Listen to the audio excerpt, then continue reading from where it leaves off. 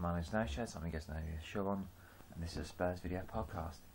I'd like to give a big shout out and thank you to P. John, Major Hank, and SBU Spurs. Even though my video only got, say, 10 views, 13 views, I got like 10 comments, so thank you so much for that. And yeah, let's have a little talk about yesterday's game a bit more in depth. I thought Rafa and Luka really suffered having to be on the wings. They are much better playing from the middle. They are not centre midfielders, but because of their lack of pace, they can't really use the flanks to stretch the game out. They have to be in the middle, where they've got the option to left or right or behind, and I think that gives them their footballing brain and their footballing skill to achieve that. It's what they need to be. So definitely, I keep them, and I agree with the sentiment from from most of the guys. I don't get the understanding why people don't like Pino that much. I think Pino's a very good player. Whenever I saw him at Everton, especially when he played against us, I don't think he's really had the chance to really get going. Like, there's that rhythm and get understanding of the players, etc. They understand them understanding his game, he's understanding their game. So I don't, I think personally, I don't get that, but I definitely wouldn't. Would I send him back online to Everton? Not really, because we still need him as cover. But if we're not using him, I don't get that. So definitely, that's something that I find a bit odd. We spoke about Benny. He didn't play well on Sunday. Not really. I mean, to be totally fair, Luke offered him no protection, and he had no. Normally, he likes to play that long ball over to Bale, and then he likes to do the overlap. He didn't really have that, and for me, that really stifled his game. I actually would consider dropping him if Bale's fit, just to play a 3-5-2 against Chelsea. I think mainly because I think obviously with Lennon out, we need to play. Our midfield is much stronger. Is one of the strongest midfield. I think. I can't think apart from Man U's or Chelsea's. Or Man City's. I think, let's face it, I think we're the best midfield, comparable with all of them. In this case, I want to keep the width, and we really struggled when we didn't have any width to stretch them and allow Luke to find his pockets of space. I think going 3-5-3 at the back. I'm not sure if King's going to be fit in time. I'd like it if he was, but if he isn't going to be fit, I'd rather have him and not have him breaking down. He's out for ages. I'd rather just play, say, Gallas, Kabul, and Basong. I have two at the back. Them three at the back. So Gallas, Kabul, Basong. Kabul at 6'3". I think he's physically one of the few players that can really match Drogba, the pace and strength, if not the skill anyway. And his reading of the game and concentration levels won't be as vital, because there'll be two other players at the back with him, and they can compensate for that. I think, and then you've got the two, wing backs. I think, and that really helps for us as well, because Bale can time his runs. The only thing that I think we will lack, though, is that we haven't got a real passer from the back. Kabul isn't the greatest passer of the ball. Neither is Gallas, neither is Basson. They're not what I call ball playing centre backs in the way that Rio Ferdinand is. So in terms of them, having the vision to find, those players, it's going to be a little hard. But I think because the way Luke likes to drop deep, I think that'll work. I think Luke can spray the ball out a little bit. Those are the games that we could really use a Hudson-like player. So I'll go 3, and then in the midfield I have Luke in the middle and Sandro and Parker on either side.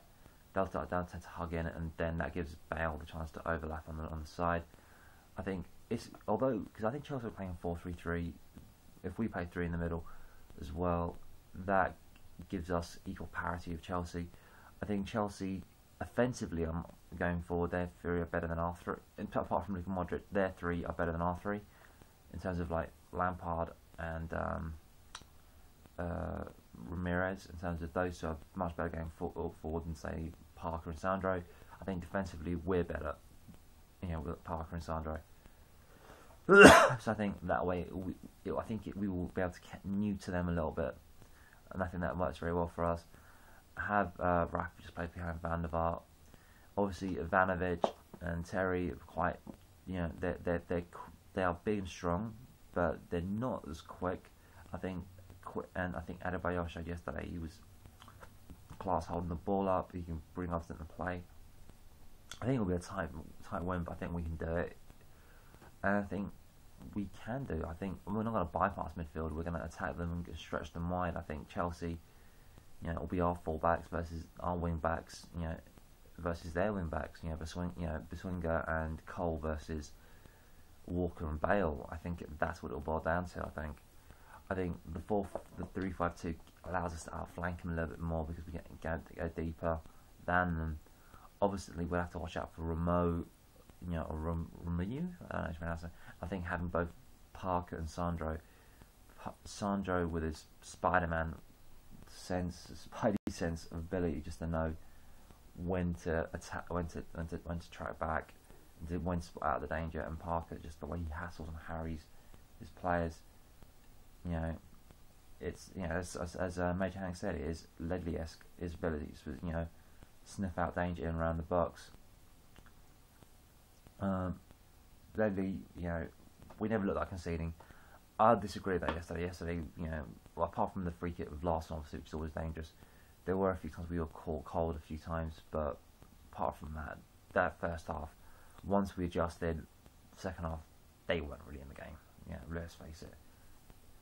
I'm glad that you guys enjoyed this video. I really did. I hope you enjoy this. What's the word? This video. Again, like Major Hank. Yeah, I've actually gone very similar to him. He's gone with 4-3-3. Sandro, Parker holding, and Benny and Walker providing width. And he's gone with Nico up, up top with VV lad. Thing is, I love Nico. I think he's a great player, but I wouldn't play him and Van Val. They're both quick. They're both class players, both incredible technically, but they lack a bit of dynamism.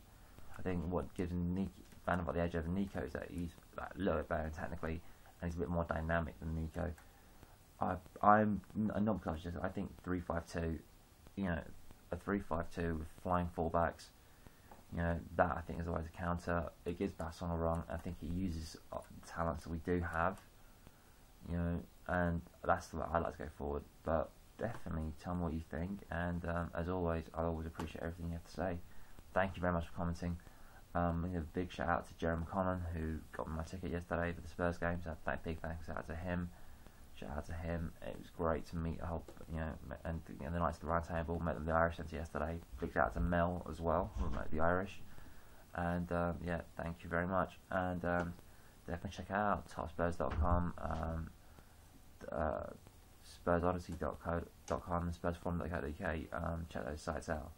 And hopefully we'll beat the shit out of Chelsea on Thursday. And another thing, SBE Spurs, P. John and Major Hank, if you want to inbox me your emails, then I can actually try and send you details where Spurs from located, and you can actually find me on Facebook as well, so that makes it a little bit easier for me. And the other thing I'd like to ask is that you share your videos, and if you do like the videos, please share them out, on your Facebooks, on your Twitter, and hopefully I'll get more fans, like watching this, and increase the viewership. So yeah, fantastic. Anyway, please click on the ad links if they appear, and come on you Spurs. And sorry if my voice sounds a bit hoarse.